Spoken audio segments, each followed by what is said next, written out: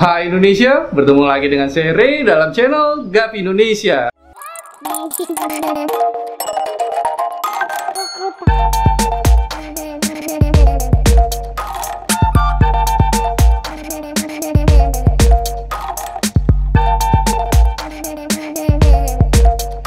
Ini adalah vlog yang part 2. Saya semalam itu baru dapat kabar dari pembuat akuariumnya. Ternyata akuarium yang saya pesan itu sudah jadi.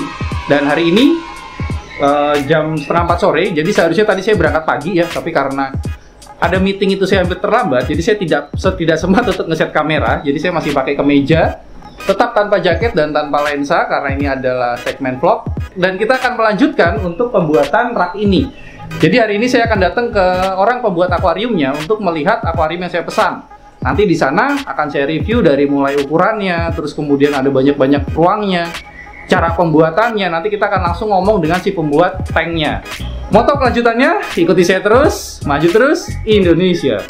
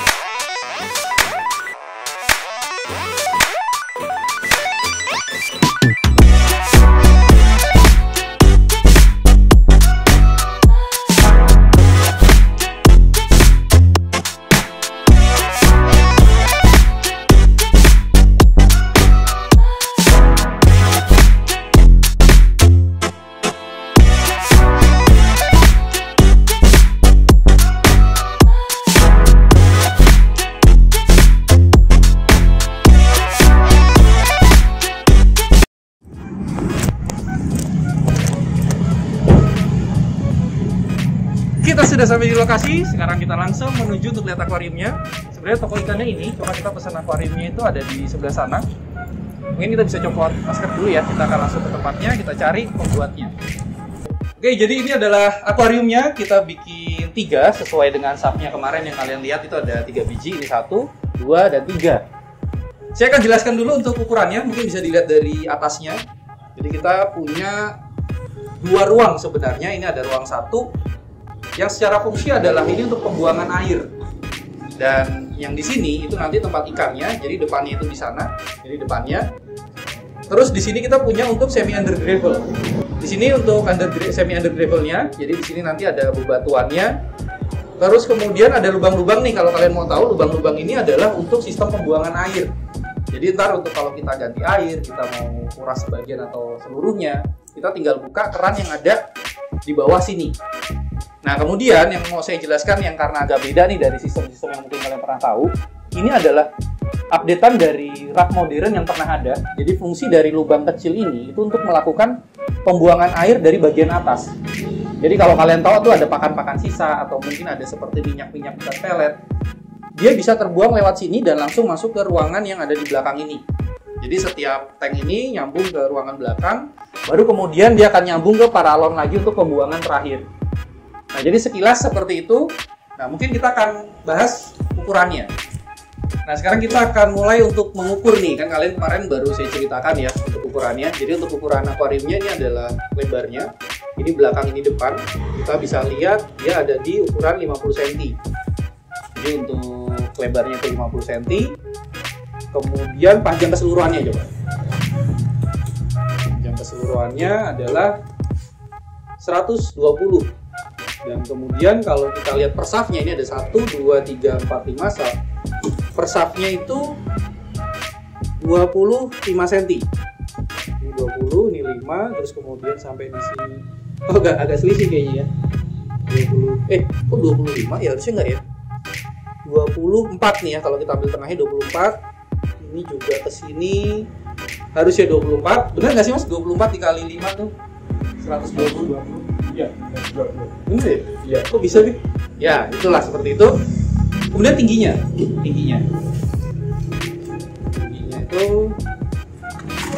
kita lihat ada 30 cm. Nah, terus yang perlu kalian tahu juga adalah batas air. Jadi ini adalah lubang kecil ini merupakan batas air, itu hanya 25 cm ya. Jadi batas air ini 25 cm, artinya si air itu tidak akan melebihi atas ini. Jadi kita nggak perlu takut tuh kalau kita ngisi air kebanyakan nanti si ikan lompat, kita nggak perlu takut karena kita sudah ukur untuk space ke atas ini ada 5 cm.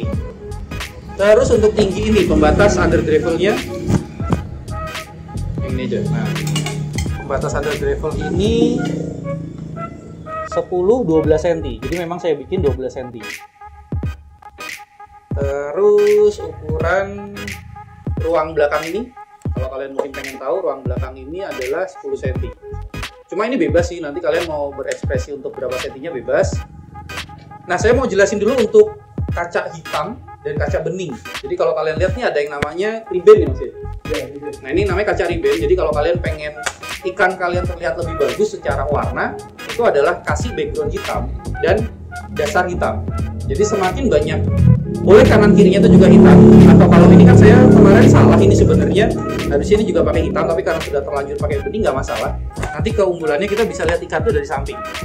Tapi kalau bisa, saran saya adalah ini hitam semua plus bawahnya itu hitam, nanti ikan kalian akan terlihat semakin solid. Jadi kalau merah itu semakin merah gelap, kalau biru juga semakin gelap. Tapi jeleknya itu kalau kalian punya ikan yang albino. Jadi albino itu kalau yang dia punya warna sedikit bening, dia bukan memperbaiki warna, tapi jadi seakan-akan si ikan itu tidak punya warna kalau dia background hitam. Tapi banyak keunggulannya karena kan ikan lebih banyak berwarna ya.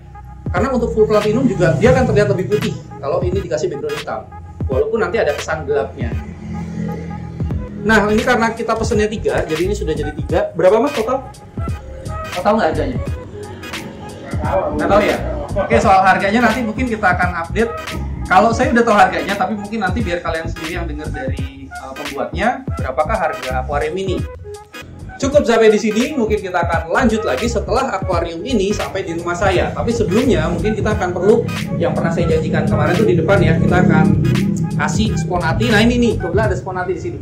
Ini adalah spon ati yang akan menjadi landasan akuarium, supaya si kaca itu tidak pecah atau tidak retak nantinya. Jadi kalau kita meletakkan akuarium itu dia aman. Dan oh ya, pertanyaan dari kalian kemarin tuh kan ada yang tanya tuh tentang harga dari rak yang saya bikin. Jadi saya mau kasih tahu nih, rak stainless yang saya bikin untuk speknya ya, untuk besinya itu dia pakai besi hollow stainless, dia ukuran 3 cm x 3 cm, ketebalannya itu 0,8, jadi ketebalan besi itu 0,8. Terus total habisnya itu adalah 1,4. Jadi kalau nanti di tempat kalian lebih mahal atau lebih murah ya, buat patokan aja adalah saya bikin 1,4. Cuma kemarin tuh ada kesalahan, jadi seharusnya rak itu selesai di 1,4, tapi kalau saya lihat dari las-lasan ujung-ujungnya itu riskan. Karena kemarin saya datengin teman saya yang mau pasang LED untuk lampunya, dia bilang ini riskan, nggak kuat Mas, karena untuk tampungan untuk air itu berat. Jadi dia ukur nih volumenya dan dia perkirakan untuk berat airnya aja 120 kg. Dan itu belum termasuk kaca dan bebatuan yang kita taruh. Jadi ada kemungkinan beratnya itu sampai di 200 kg per satuannya, sedangkan kita punya 3. Jadi daripada resiko nanti jangka panjang dia ambruk, akhirnya saya tambahin siku. Nah nanti saya juga akan update tuh ketika nanti sikunya sudah terpasang, jadi biayanya nambah lagi menjadi 1,8. Jadi buat kalian yang tidak siap dengan bahan stainless, saran saya adalah gunakan besi hollow itu juga murah, atau besi siku itu juga kuat. Jadi kalau kalian tidak memerlukan tampilan yang gemerlapan, jadi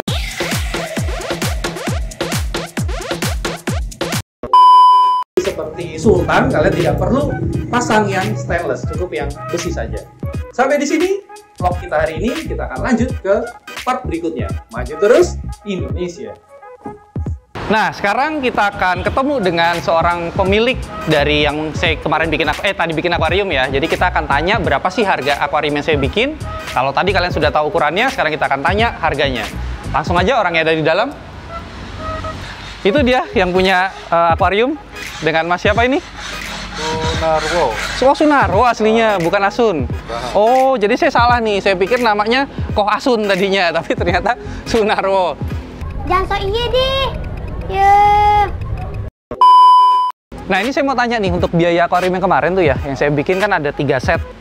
Jadi biar teman-teman di sini semua tahu, Satu setnya itu berapa total? Satu setnya kemarin itu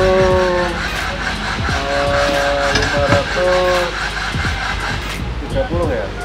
Satu setnya 530. Terus itu sudah bersih ya. Jadi sudah semua ya. Jadi sekitar kalau kita kalikan 3 set itu berarti ada 1.590.000. Nah, itu buat gambaran kalian kalau kalian pengen bikin rak seperti saya, untuk tanknya aja itu 1.590.000. Tapi kalau kalian budgetnya itu di bawah itu, kalian bisa buat yang lebih kecil lagi sebenarnya. Tapi kalau budget kalian tidak terbatas, ya silakan kalian bikin, dan mungkin agak berbeda nih harga di Salatiga dengan di kota kalian. Bisa jadi lebih murah di sana atau lebih mahal di sana. Yang penting kalian tahu standar harganya, jadi kalian bisa bandingkan.